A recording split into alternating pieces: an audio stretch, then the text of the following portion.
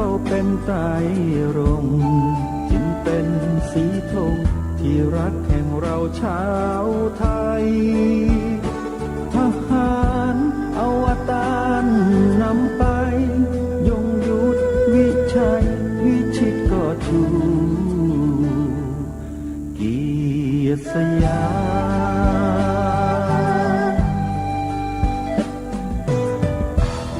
ประเทศไทยที่เจริญมั่นคงมาได้จนถึงทุกวันนี้มิได้เกิดขึ้นจากความหวาดกลัวอย่างคลาดเขลาแต่บรรพบุรุษไทยของเราทุกยุคทุกสมัยล้วนแต่มีความกล้าหาญและชาญฉลาดปกป้องเอกราชสร้างชาติให้เกิดความมั่นคงโดยมีธงแห่งพระไตรรัตน์เป็นเครื่องนำชัยจึงเป็นที่มาที่ไปของรายการคดีโลกคดีธรรมกล้าคิดก็ต้องกล้าทำอย่ากลัวถ้าทำความดีเร่งศึกษาปัญหาให้ทันท่วงทีเมืองไทยจะพัฒนากว่านี้รายการดีคดีโลกคดีธรรมรายการดีคดีโลกคดีธรรม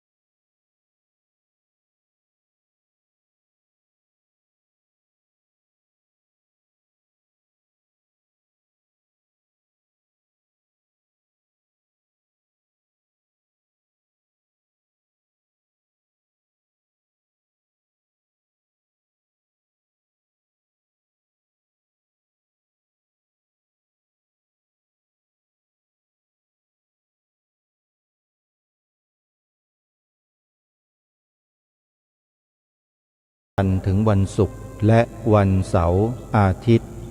ทางสถานีวิทยุแห่งนี้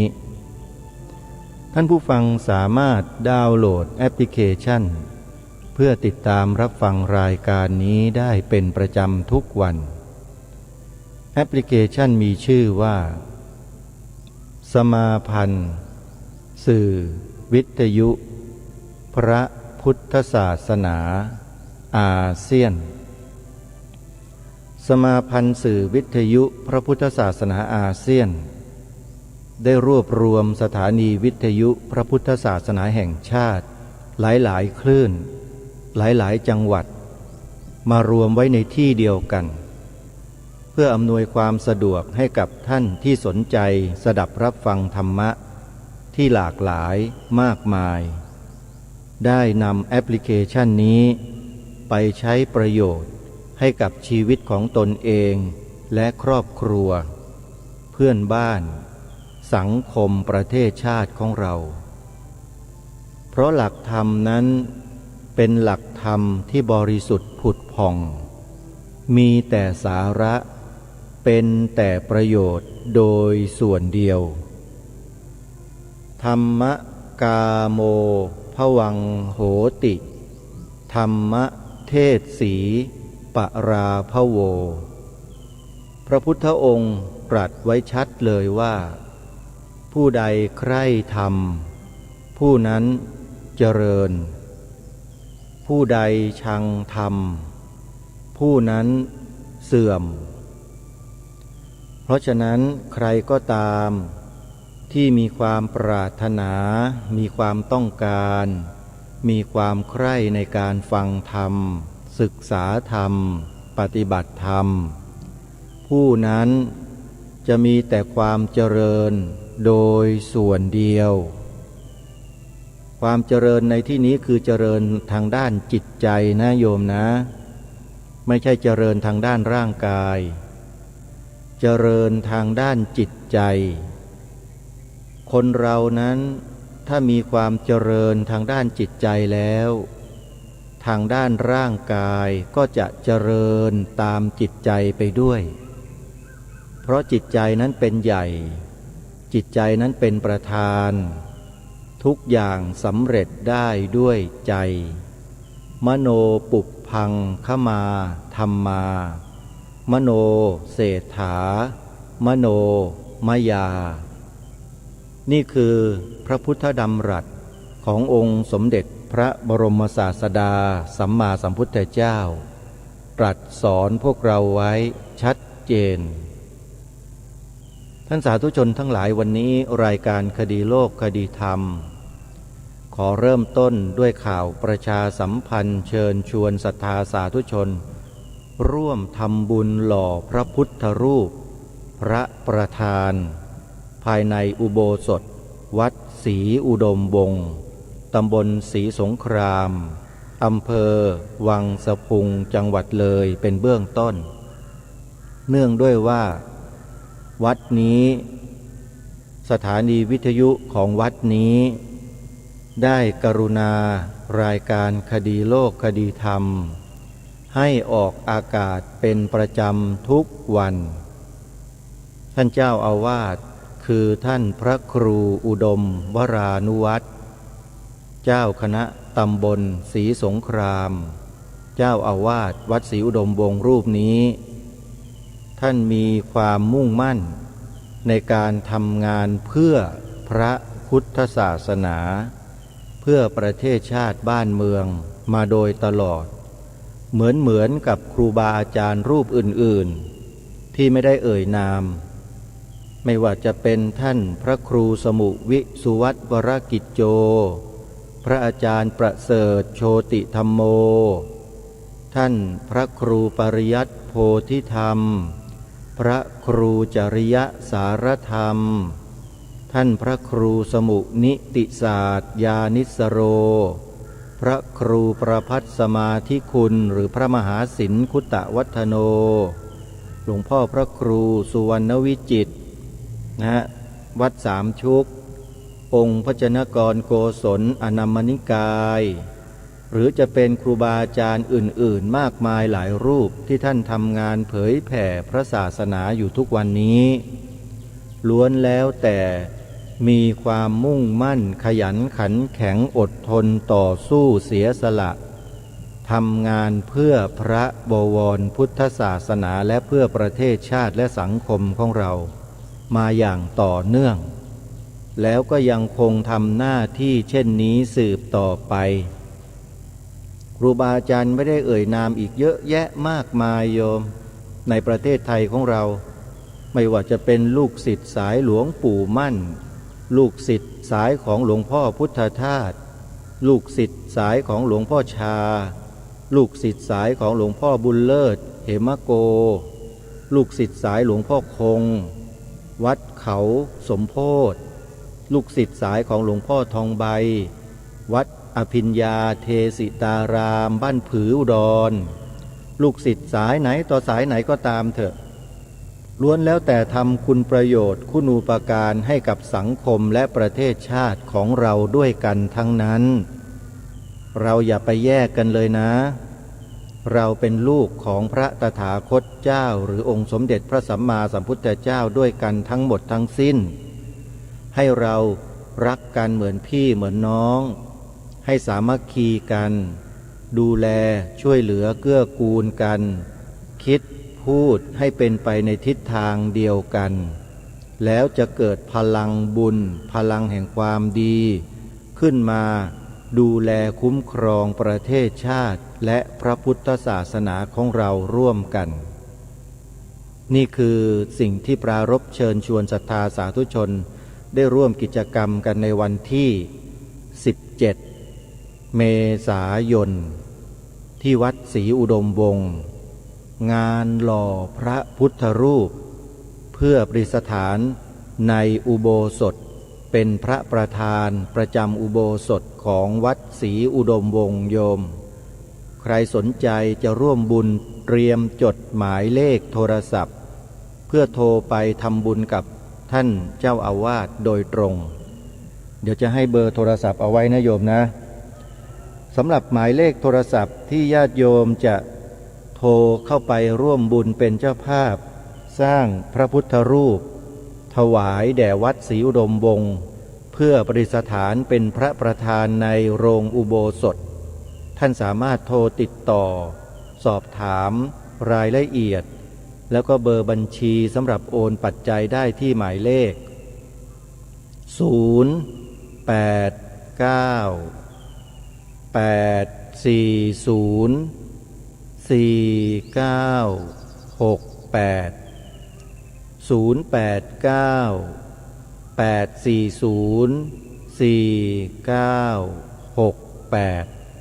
พระครู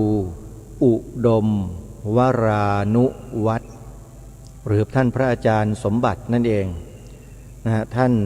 เป็นพระที่ทำงานจริงๆจังๆแล้วก็เป็นคนที่โผงผางนะเหมือนคล้ายๆกับอาตมาภาพนี่แหละแต่ทำงานจริงๆทำแบบเรียกว่าเอาชีวิตถวายพระพุทธเจ้าพระธรรมและพระสงฆ์เลยแหละนะพระอย่างเนี้ยโยม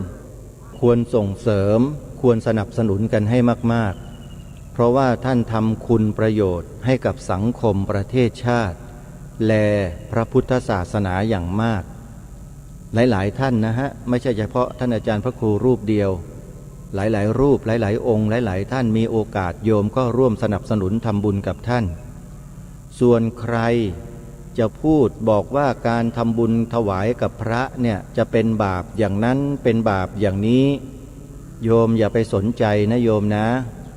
ถ้าโยมไปสนใจใส่ใจกับพวกแมลงวันพวกนี้เนี่ยเดี๋ยวโยมก็ติดเชื้อในกระแสจิตเท่านั้นแหละเมื่อติดเชื้อในกระแสจิตเมื่อไหร่อาการจิตของโยมก็จะเกิดอาการรังเกียจพระสงฆ์ขึ้นมาเมื่อรังเกียจพระสงฆ์ขึ้นมาเมื่อไหร่บาปกรรมก็จะเริ่มพรั่งพรูเข้าไปสู่จิตใจเรื่อยๆเพราะความรังเกียจนั้นมันเปิดหัวใจออกไปรับอกุศลทั้งหลายทั้งปวงให้เข้าไปสู่จิตใจของญาติโยมง่ายขึ้นต้องระมัดระวังให้ดีในการที่เราจะฟังใค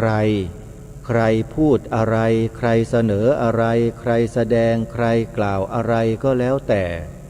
ให้พวกเราใช้วิจารณญาณกันให้มากๆองค์พระบาทสมเด็จพระมงกุฎเกล้าเจ้าอยู่หัวทรงตรัสเตือนพวกเราไว้เมื่อ100 กว่าปีมาแล้วโยมว่า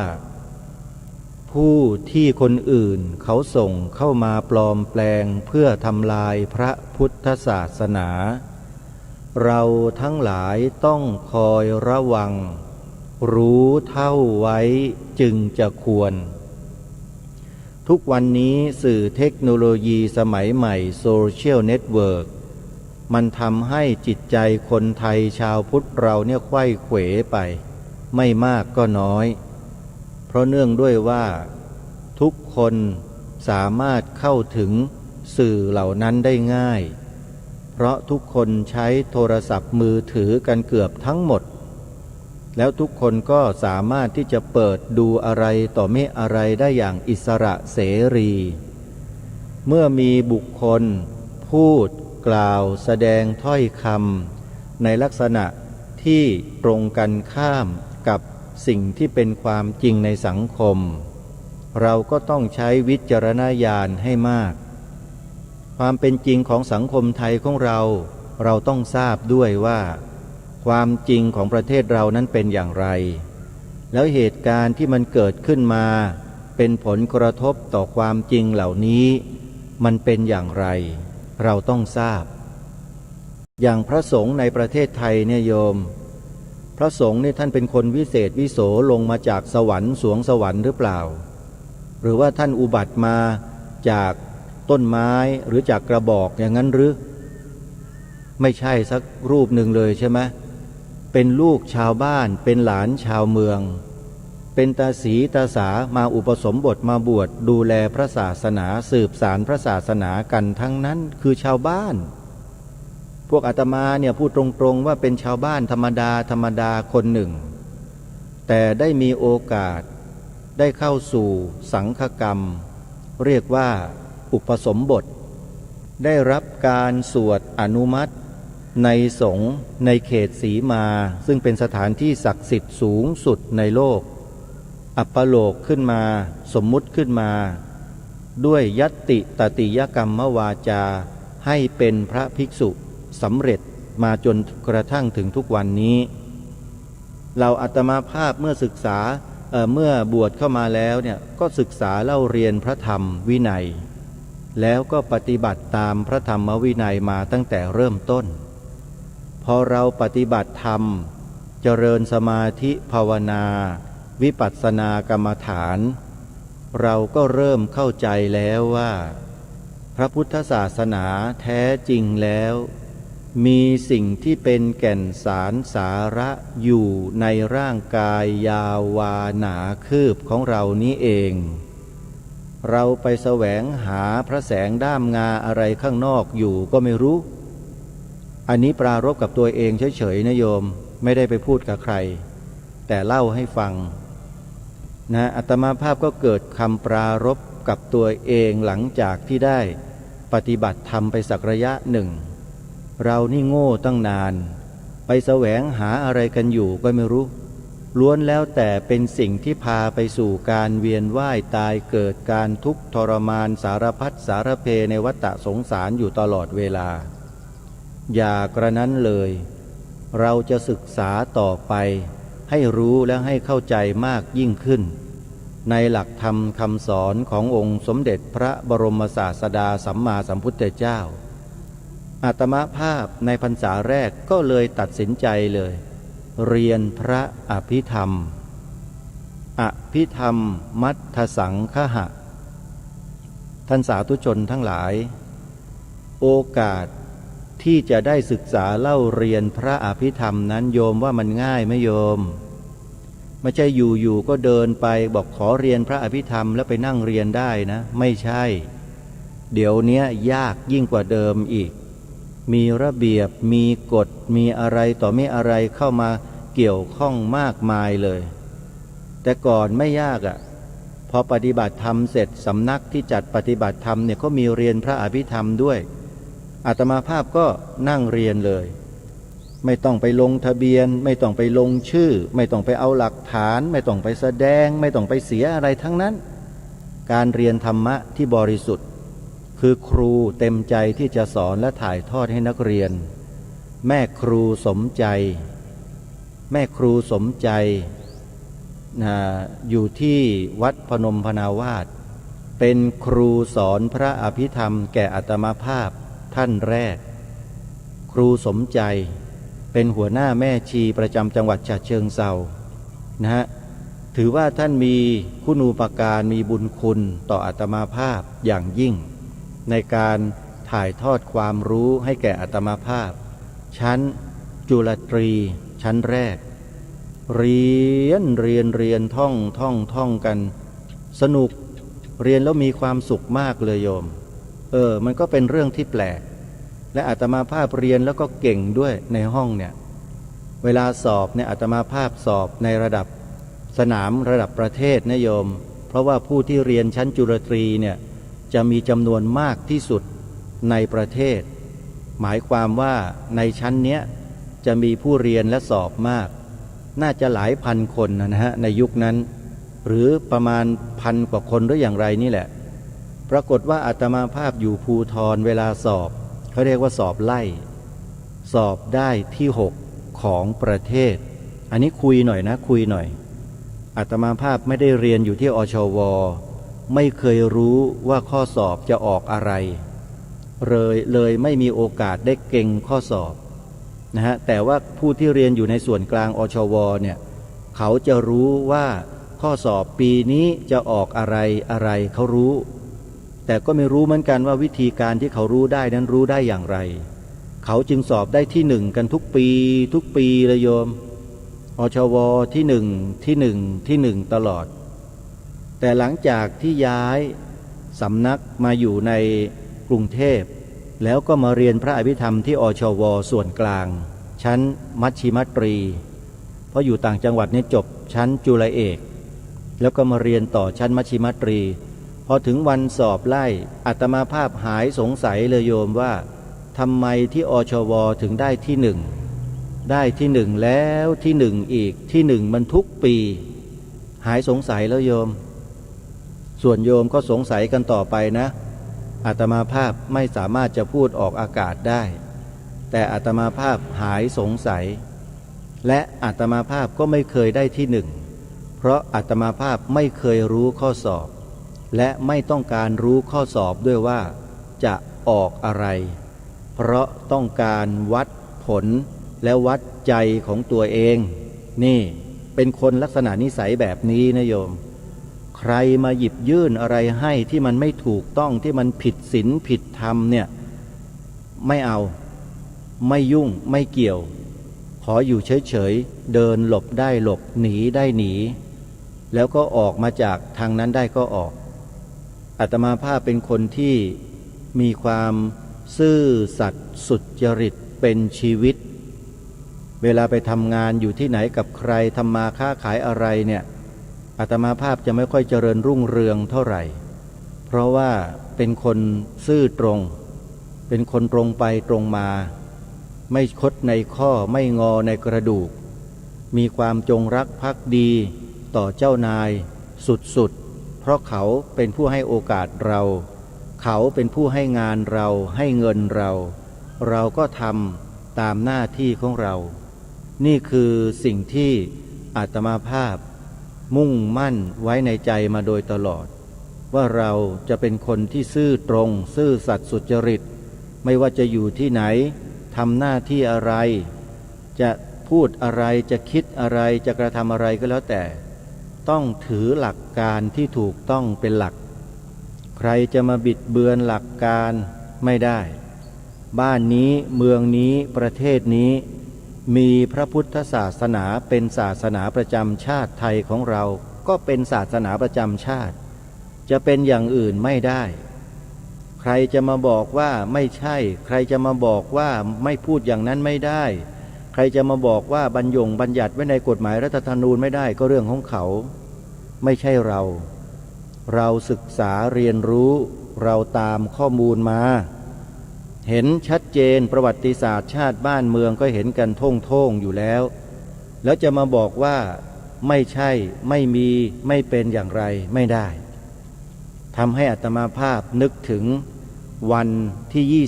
21มีนาคมที่ผ่านมาที่พุทธมณฑลสมโภช750ปีตำบลบัวสลี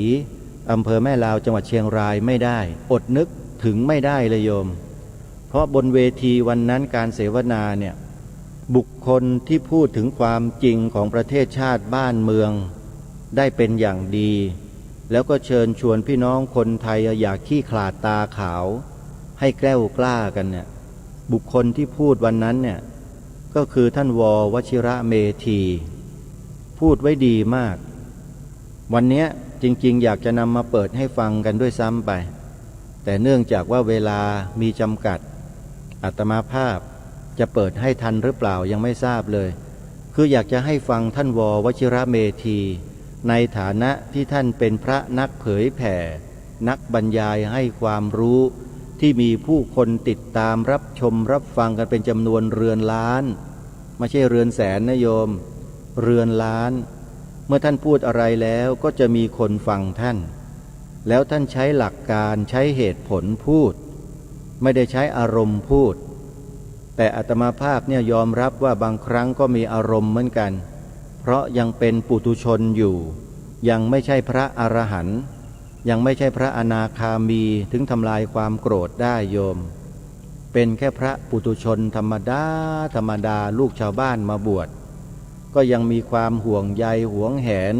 มีความยึดมั่นถือมั่นเป็นเรื่องปกติธรรมดาโยมอาตมาภาพไม่ใช่พระอรหันต์ซะหน่อยพระอรหันต์เองท่านยังห่วงบ้านห่วงเมืองเลยโยมเชื่อไหมห่วงพระศาสนาก็ดูอย่างพระมหากัสสปะสิผู้เป็นประธานในการทำสังคายนาครั้งที่หนึ่งท่านปรารภเหตุอะไรเหตุที่พระภิกษุบางรูปได้พูดกล่าวตู่พระธรรมวินัยเล็กๆน้อยๆเท่านั้นเองคือพูดบอกว่าสมเด็จพระสัมมาสัมพุทธเจ้าเสด็จดับขันธปรินิพพานไปก็ดีแล้วล่ะถ้าหากท่านอยู่ก็คงจะจุกจิกจู้จี้กับเรานี่ท่านไปแล้วเราก็สบายขึ้นละพูดเพียงเท่านี้เองพระอรหันต์อย่างท่านพระมหากัสสปะทนไม่ได้ยอมไม่ได้จึงเรียกประชุมสงฆ์หมู่ใหญ่เป็นพระอรหันต์ขีณาสพทั้งหมด500 รูปทำสังคายนาพระไตรปิฎกหรือทำสังคายนาคำสอนขององค์สมเด็จพระสัมมาสัมพุทธเจ้านั่นแหละคือที่มาที่ไปที่อาตมาภาพบอกกับญาติโยมว่าทำไมอาตมาภาพจึงต้องเป็นห่วงชาติห่วงศาสนาห่วงพระมหากษัตริย์โดยที่ก็ไม่มีใครมาว่าจ้างไม่มีใครเอาเงินมาทุ่มเทให้ไม่มีใครมาให้ผลประโยชน์อะไรกับอาตมาภาพสักนิดหนึ่งและทำไมจึงต้องมาทุ่มเทให้กับชาติศาสนาพระมหากษัตริย์ถึงเพียงนี้ล่ะมีคำตอบเดียวเท่านั้นโยมเพราะเหตุผลอะไรเนี่ยเพราะเหตุผลว่าอาตมาภาพมีจิตสำนึกญาติโยมมีไหมจิตสำนึกถ้าคนเราไม่มีจิตสำนึกในความรักหวงแหนต่อสถาบันชาติสถาบันพระพุทธศาสนาและสถาบันพระมหากษัตริย์เนี่ยปัญหามันจะเกิดขึ้นในบ้านเมืองอย่างทุกวันนี้เห็นไหมเกิดปัญหาในบ้านเมืองมากมายหลายประการเพราะความคิดเห็นมันแตกแยกกันมันไปคนละทางใครเป็นคนทำให้คนไทยมีแนวความคิดที่แตกแยกแตกต่างกันออกไปอย่างนั้นใครมันต้องมีสิทุกอย่างมีเหตุโยมผู้รู้เขาก็รู้กันอยู่ว่าใครทำให้เป็นเช่นนั้นเขาก็ว่ากันไปเรามีหน้าที่ศึกษาเรียนรู้สดับรับฟังข้อมูลเราก็ฟังข้อมูลเหล่านั้นกันเรื่อยไปฟังไปพิจารณาไปศึกษาไปเรียนรู้ไปในขณะเดียวกันหลักการของชาติบ้านเมืองใครจะมาบิดเบือนใครจะมาทำลายหลักการของชาติบ้านเมืองไม่ได้เป็นอันขาดเรายอมไม่ได้โดยเฉพาะอาตมภาพในนามของรายการคดีโลกคดีธรรมจะขอปลุกเร้าพวกเราคนไทยทั้งหลายให้มีจิตสำนึกต่อสถาบันชาติสถาบันพระพุทธศาสนาและสถาบันพระมหากษัตริย์ให้เข้มข้นยิ่งกว่าเดิมหลายเท่าเราต้องทำให้ได้ไม่เช่นนั้นเราไปกันไม่รอดทั้งบ้านทั้งเมืองเพราะมันจะมีแขกกับฝรั่งที่นับถือโลกแบนนับถืออะไรต่อไม่อะไรเนี่ยคอยเขมือบประเทศชาติบ้านเมืองของเราอยู่ตลอดเวลามันก็พยายามที่จะเสี้ยมให้คนไทยเราทะเลาะเบาะแว้งกันด้วยการสร้างแนวความคิดต่างๆให้คนไทยเรามีความคิดเห็นที่แตกต่างกันแตกแยกกันอยู่ตลอดเวลาเหมือนกันอย่างที่รายการคดีโลกคดีธรรมเคยตักเตือนพวกเราทั้งหลายจำได้หรือไม่ว่าเราอย่าหูเบากันนะอย่าไปหลงคารมวาทกรรมของคนพวกนี้ให้มากนักนะให้เรามาระวังป้องกันสิ่งเหล่านั้นด้วยวิธีการ3 ข้อนะให้เป็นไปในทิศทางเดียวกันนะ 1. ให้ช่วยกันกล่าวช่วยกันพูดความจริงข้อนี้ที่ว่าพระพุทธศาสนาเป็นศาสนาประจำชาติไทยของเราพูดกล่าวอธิบายบรรยายไปที่ไหนก็พูดคำนี้บ่อยๆพูดให้ลูกให้หลานฟังหัดให้เขาพูดให้เป็นพระพ พุทธศาสนาเป็นศาสนาประจำชาติไทยของเรานี่คือหลักการสำคัญที่เราจะต้องช่วยกันทำรงรักษาหลักการนี้เอาไว้ให้กับบ้านให้กับเมืองของเราเพื่อความเจริญความมั่นคงในคุณงามความดีทั้งหลายทั้งปวงเราต้องช่วยกันทำเบื้องต้นใช้วาจาให้เป็นประโยชน์ 2. อัญเชิญบทพระราชนิพนธ์ความหมายธงไตรรงค์หรือธงชาติไทยปัจจุบันเนี่ยมีความหมายพระราชทานของพระองค์อยู่แต่ไม่รู้ว่าผู้ใดไปปกปิดซ่อนเร้นของพระองค์ท่านไว้ไม่นำมาเผยแพร่ไม่นำมาถ่ายทอดให้ลูกหลานเยาวชนคนไทยเราเก็บเงียบมาโดยตลอดเลยอาตมาภาพก็ไม่รู้เหมือนกันว่าผู้นั้นคือใครแต่ไม่สำคัญโยมจะใครหรือไม่ใครก็แล้วแต่สิ่งสำคัญก็คือเราต้องช่วยกันรักษาสืบสารกันไว้เพราะไม่เช่นนั้นหมดประเทศไทยซึ่งถือว่าเป็นประเทศที่นับถือศาสนาพุทธนั้นจะหมดคุณค่าลงไปถ้าหากเราไม่อัญเชิญบทพระราชนิพนธ์ความหมายธงไตรรงค์มาช่วยกันเผยแพร่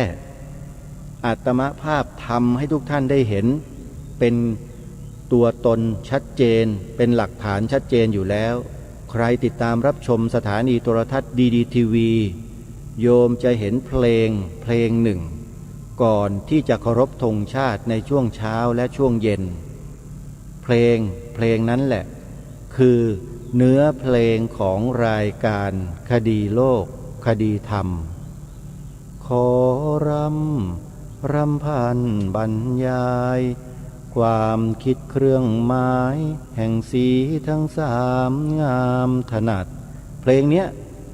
โยมไปฟังดูได้เลยเปิดดูดีทีวีหรือจะเปิดในคลิปวิดีโอใน YouTube ก็ได้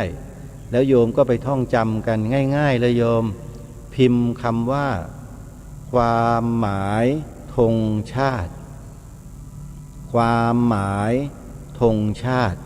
แล้วโยมก็เลื่อนหาดูเดี๋ยวเจอคลิปวิดีโอนั่นเองเนี่ยเราต้องช่วยกันทำรงรักษาไว้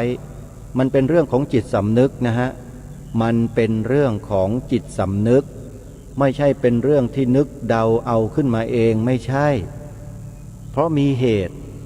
นะจึงมีผลแบบนี้ที่เราต้องช่วยกันมีคนพยายามทำลายปกปิดซ่อนเร้นบิดเบือนแต่เรามีหน้าที่ปกปักรักษาปกป้องคุ้มครองและช่วยกันเผยแพร่ปกป้องคุ้มครองในที่นี้เนี่ยหมายถึงว่าเราต้องหยิบต้องจับสิ่งเหล่านั้นมาเพื่อเราจะได้ศึกษาทำความเข้าใจให้แจ่มแจ้งแล้วเราก็ช่วยกันเผยแพร่แจกจ่ายสิ่งนี้ให้แก่ผู้อื่นด้วยนี่แหละเขาเรียกว่าการปกป้องรักษาคุ้มครองไม่ได้หมายถึงว่าเอาไปใส่ตู้เซฟใส่รหัส80ตัว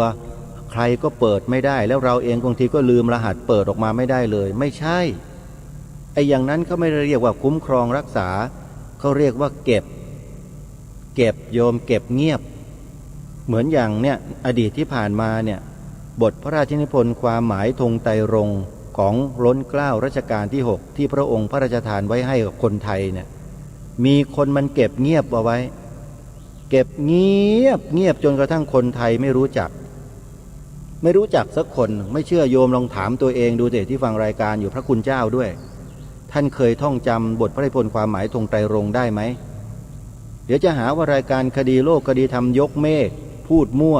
เอาถามตัวท่านเองดูสิที่ฟังรายการอยู่เนี่ยท่านท่องได้หรือยัง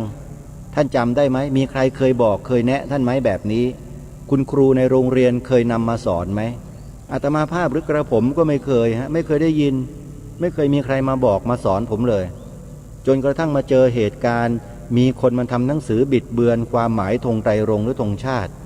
อาตมาภาพและกระผมก็เลยออกมาพูดมาบอกมารณรงค์เชิญชวนพวกเราได้ช่วยกันระวังป้องกันปกป้องรักษาคุ้มครองความเป็นชาติบ้านเมืองของเราด้วยวิธีการแบบนี้เพราะฉะนั้นในข้อที่2นี้นะฮะความหมายพระราชทานธงไตรรงค์ต้องท่องจำกันให้ได้ ขอร่ำรำพันบรรยายความคิดเครื่องหมายแห่งสีทั้งสามงามถนัดขาวคือบริสุทธิ์สีสวัสดิ์หมายพระไตรรัตน์และธรรมะคุ้มจิตไทยแดงคือโลหิตเราไซซึ่งยอมสละได้เพื่อรักษาชาติศาสนาน้ำเงินคือสีโสภาอันจอมประชาทะโปรดเป็นของส่วนองค์จัดริ้วเข้าเป็นไตรรงค์จึงเป็นสีธงที่รักแห่งเราชาวไทยทหารอวตารนำไปยงยุทธวิชัยวิชิตก็ชูเกียรติสยามท่องจำให้สนิทหัวจิตหัวใจกันให้ได้แล้วโดยเฉพาะสีขาวในธงชาติเนี่ยถือว่าเป็นสีที่มีความสำคัญมากที่ฝ่ายตรงข้ามฝ่ายศัตรูพยายามจะบิดเบือนซ่อนเร้นมาตลอดย้ำสีขาวในธงชาติมีคนมันพยายามจะบิดเบือนเปลี่ยนแปลงใครเป็นต้นเรื่องใครเป็นต้นเขาเรื่องนี้อาตมาภาพไม่ทราบแต่คนที่ทำเช่นนี้ถือว่าเลวมากๆขออภัยนะท่านผู้ฟังขอขมาครูบาอาจารย์ที่เคารพด้วยนะครับคนพวกนี้ผมไม่ญาติดีก็มันด้วยเพราะถือว่าทำลายชาติและทำลายพระเกียรติยศชื่อเสียงขององค์พระมหากษัตริย์ของเราด้วยเพราะอยู่บนผืนแผ่นดินของพระองค์แท้ๆแต่กลับกินบนเรือนแล้วขี้บนหลังคาไอ้พวกอกตัญญูต่อแผ่นดินต่อชาติบ้านเมืองอย่าไปญาติดีก็มันอาตมาภาพไม่เคยให้ความสำคัญกับคนพวกนี้จะใหญ่โตแค่ไหนจะมียศถาบรรดาศักดิ์สูงส่งแค่ไหนไร้ค่าทั้งหมดเพราะมันจะทำลายชาติบ้านเมืองตัวเองขายชาตินะพูดง่ายๆอย่าไปญาติดีญาติดีไม่ได้ต้องขอขมาญาติโยมแล้วก็ขออภัยกราบขออภัยพระครูบาอาจารย์ทุกรูปด้วยความเคารพด้วยนะครับที่ผมต้องพูดจาแบบนี้ขออภัยนะญาติโยมทุกท่านที่กำลังเดินตลาดนัดอยู่แถวๆจังหวัดสุรินทร์ที่ฟังจากรถขายของมนุษย์รากหญ้ายอดพ่อค้าหัวใจทรนงอารีเฮมรำอยู่เนี่ยต้องขอขมาญาติโยมพ่อค้าแม่ขายทุกคนด้วยนะลูกค้าที่เดินไปเดินมาเนี่ยถ้าเราไม่เข้มแข็งถ้าเราไม่แข็งแกร่งเราจะพ่ายแพ้และเราก็จะตกเป็นทาสคนบางพวกบางกลุ่มที่เข้ามาครอบงำประเทศชาติบ้านเมืองของเราด้วยเงินเพียงแค่ก้อนเดียวเงินเพียงแค่ไม่กี่แสนล้านเนี่ยมันซื้อหมดทั้งประเทศได้เลยท่านเชื่อเถอะนะเคยถามทุกท่านตอบหรือยังท่านเชื่อไหมว่าตำแหน่งใหญ่โตในโลกใบนี้ใช้เงินซื้อได้ท่านเชื่อหรือยังแล้วประเทศนี้ท่านว่าเงินซื้อได้ไหมล่ะลองเอาเงินมาหว่านสิมีใครไม่เอาเงินมั่งแล้วถามอาตมาภาพไม่ว่านะแต่ถามว่าพวกท่านมีจิตสำนึกกันหรือเปล่ามีจิตสำนึกตามที่รายการคดีโลกคดีธรรมนำเสนอหรือเปล่าท่านเคยคิดจะช่วยชาติบ้านเมืองช่วยพระศาสนาของชาติบ้านเมืองไหมเป็นศาสนานี่เป็นสมบัติของบรรพบุรุษของพวกท่านนั่นแหละท่านจะช่วยไหมนี่แหละเขาเรียกว่าจิตสำนึกมีหรือเปล่าแค่ถามเฉยๆไม่ได้ว่าเพราะฉะนั้นรายการนี้ที่ทำรายการเนี่ยทำด้วยความรับผิดชอบทำด้วยจิตสำนึกไม่ใช่ทำเพราะเอามันเข้าว่าสนุกปากไม่ใช่โยมมันสนุกที่ไหนล่ะพูดจาแบบนี้มีใครบอกว่าสนุกเรามาทำรายการให้กะตมาดูหน่อยสิทำมาสักรายการหนึ่งก็ได้พูดแบบเนี้ยคือเราต้องเข้าใจว่าสถานการณ์ของชาติบ้านเมืองเราดูเหมือนว่าสงบดูเหมือนว่าสงบร่มเย็นเป็นธรรมเป็นสุขแต่จริงๆตรงกันข้ามเลยฮะมันไม่ได้เป็นเช่นนั้นเลยแล้วที่มันเป็นอย่างที่กล่าวมาเพราะอะไรล่ะไม่ทราบอาตมาไม่อยากจะรู้ว่าเพราะอะไรรู้อย่างเดียวว่าลูกศรที่มันถูกยิงเข้าไปในเนื้อในหนังเราเนี่ยเราจะถอนลูกศรออกให้เร็วที่สุดจะทำยังไงรู้อย่างเนี้ยไม่ใช่ไปตามหาคนยิงอยู่ตายก่อนไม่ต้องทำอะไรแล้วคือต้องเอาลูกศรออกให้ได้วิธีการทำที่อาตมาภาพทำอยู่เนี่ยให้พวกเราช่วยกันทั้ง3ข้อเนี่ยคือการดึงเอาลูกศรออกดึงด่วนเลยอย่าไปสนใจว่าใครเป็นอะไรยังไงใครมันทำใครมันยิงช่างมันผ่านไปแล้วเอาออกซะก่อนไอ้ลูกศรที่มันฝังหัวเรามาโดยตลอดเนี่ยที่มันล้างสมองพวกเรามาโดยตลอดว่าเป็นพหุวัฒนธรรมประเทศไทยเป็นพหุวัฒนธรรมเป็นพหุวัฒนธรรมที่มันฝังหัวเราอยู่เนี่ยเอาออกให้หมดประเทศเราไม่ใช่พหุวัฒนธรรมประเทศเรามีวัฒนธรรมเดียวคือวัฒนธรรมไทย ถ้าไอ้อีคนไหนมันมาเปลี่ยนแปลงตรงนี้บอกว่าไม่ใช่วัฒนธรรมไทยเมื่อไหร่พวกเราก็จะได้โหมได้ฮือกันแบบง่ายๆเห็นไหมไม่ยากเลยแต่พวกเราไม่ทำกันเองไม่รณรงค์กันเองไม่ช่วยกันเองแล้วเมื่อเกิดความเพรี่ยงพร้ำเกิดความสูญเสียขึ้นมาเมื่อไหร่อย่ามาโทษใครนะต้องโทษตัวเองที่ไม่ช่วยชาติบ้านเมืองหลายคนอาจจะยังไม่เชื่อนะว่าการที่ทางรายการคดีโลกคดีธรรมรณรงค์ให้พวกเราช่วยกันทำ3 ข้อเนี่ยเป็นการช่วยชาติบ้านเมืองหลายคนยังไม่เชื่อโยมอย่าลืมนะความเห็นหรือความคิดของคนเนี่ยมันเป็นสาเหตุหรือต้นเหตุหลักที่ทำให้การกระทำต่างๆคำพูดต่างๆมันเกิดขึ้นถ้าหากเราไม่น้อมนำความถูกต้องของชาติบ้านเมืองมาใส่เกล้าใส่กระหม่อมแล้วช่วยกันเผยแพร่ช่วยกันรณรงค์ช่วยกันพูดช่วยกันท่องจำช่วยกันถ่ายทอดให้ลูกหลานเยาวชนของเรารับรองได้ว่าประเทศเราต่อจากนี้ไปไม่มีความสงบสุขไม่มีความร่มเย็นอย่างแน่นอนแล้วมันจะหนักแรงขึ้นทุกวันพูดนี่ไม่ได้เกินเลยความจริงนะไม่ได้ขู่ด้วยเพราะในประเทศเราที่เป็นแบบนั้นมันเกิดขึ้นมาแล้วอ่ะมันอยู่บนผืนแผ่นดินเรานี่แหละแล้วมันเกิดขึ้นมาจริงๆ3 จังหวัดชายแดนภาคใต้ท่านเห็นตัวอย่างหรือยังอย่าคิดนะว่ามันจะไม่ลุกลามมาในภาคเหนือภาคอีสานอย่าคิดนะมันเริ่มไปบางอย่างแล้วมันเอาสิ่งนั้นไปก่อนเลยเอาไปตั้งเอาไว้เอาไปสร้างไว้ให้เรียบร้อยก่อนเสร็จแล้วมันก็ค่อยย้ายคนเข้าไปเอากฎหมายออกมาตามมาเอากฎหมายเพิ่มกฎหมายเขียนกฎหมายร่างกฎหมายอนุมัติกฎหมายกันออกมาทีนี้แล้วก็สนุกแล้วพ่อคุณเอ้ยอะไรเป็นอะไรอย่างไรนั้นก็คงจะมั่วกันหน้าดูล่ะนี่ขนาดประเทศชาติบ้านเมืองเราเป็นอย่างนี้มันยังมั่วเลยนะมั่วซั่วไปหมดแล้วอะไรต่อไม่อะไรก็ไม่รู้อย่างที่เราเคยทราบหรือบางท่านยังไม่ทราบโยม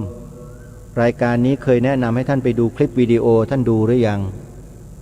ท่านไม่ดูแล้วท่านก็ไม่รู้หรอกมัวแต่มายืนเดินถามอยู่ว่าอะไรไม่เข้าใจสักทีไปเปิดดูนะมีโทรศัพท์มือถืออยู่ในมือกันทุกคนใช่ไหมเอาหยิบโทรศัพท์มาโยมหยิบโทรศัพท์กันมาสิหยิบมาโยมบอกให้หยิบก็หยิบสิโยมให้ความร่วมมือกันหน่อยช่วยกันทำมาหากินนิดนึงเพื่อชาติบ้านเมืองไม่ใช่เพื่ออาตมาภาพหรอกนะหยิบโทรศัพท์มาเปิดไป YouTube เข้าไปเลยเปิดแอปของ YouTube อ่ะที่มีลูกศรแดงๆอ่ะโยมใหญ่ๆแดงๆนั่นแหละเขาเรียก YouTube แตะเข้าไปแตะหรือยังแตะแล้วใช่ไหมมันมีช่องให้พิมพ์อักษรน่ะที่มีรูปแว่นขยายเห็นไหมแตะเข้าไปตรงนั้นแป้นพิมพ์ตัวหนังสือกขคงมันจะขึ้นมาใช่ไหมพิมพ์เลยคำว่าหม่อมช้างแค่เนี้ยแล้วก็เข้าไปดูสิก็จะได้รู้ข้อมูลกันว่าอะไรเป็นอะไรนี่แหละคือเพราะเราไม่ขวนขวายเราไม่ใส่ใจกันเองฟังรายการคดีโลกคดีธรรมแล้วก็สนุกรื่นเริงหัวเราะฮาเฮตื่นเต้นแต่ไม่ทำอะไรกันเลยแล้วมันจะได้ประโยชน์อะไรเล่าฟังแล้วไม่ช่วยกันจริงไหมโยมอารีเฮมรำนะฮะจริงว่าโยมมนุษย์รากหญ้ายอดพ่อค้าหัวใจทรนงคนนี้เป็นคนซื่อตรงซื่อสัตย์นะโยมนะอาตมาภาพยืนยันได้เลยทำมาค้าขายตรงไปตรงมาราคาไม่แพงแล้วก็เป็นของคุณภาพคัดมาให้สรรมาให้ราคาถูกโยมทุกอย่าง20 บาทโอ้ย20 บาทเดี๋ยวนี้กินกาแฟไม่ได้คิดดูเด็แต่ว่าซื้อของได้เลิกกินกาแฟกันสักชาติหนึ่งดีไหมโยมแล้วเอาตังค์มาซื้อของที่ร้านของโยมารีเนี่ย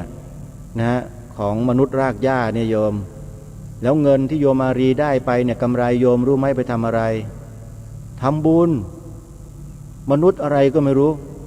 ได้เงินได้กำไรมาทำบุญหมดเลยส่วนที่เหลือก็เอาไปทำมาเลี้ยงชีพตัวเองอย่างสุจริต แล้วก็ช่วยเหลือคนอื่นบ้าง อย่างเนี้ยแล้วโยมจะไม่สนับสนุนไม่ส่งเสริมไม่ช่วยกันซื้อของที่ร้านนี้ได้ยังไงจริงไหมอันนี้ไม่ได้ประชาสัมพันธ์ให้เพราะว่าโยมอารีมาจ้างอาตมาภาพพูดไม่ใช่แต่คบกันมารู้จักกันมาเนี่ย10 กว่าปีแล้วโยมไม่ใช่น้อยๆนะดูมาเนี่ยมาเจอก็ตอนมาทำสวนป่านี่แหละมาเจอก็โยมอารีคนแรกเลยขับรถไล่ตามอาตมาภาพกำลังจะกลับกรุงเทพมาเจอกันพอดีก็เลยได้ปวารณาช่วยเหลืองานการในสวนป่าสามัคคีธรรมแห่งนี้นะฮะช่วยเหลือตามสมควรโยมแต่ช่วยทั้งหมดไม่ไหวหรอกเพราะที่นี่ยังต้องใช้งบประมาณในการพัฒนาอีกเยอะถ้าญาติโยมไม่ช่วยบริจาคไม่ช่วยสนับสนุน